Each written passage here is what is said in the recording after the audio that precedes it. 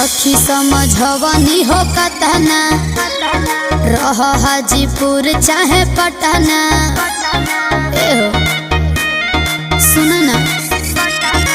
खुश बनियो सही राजा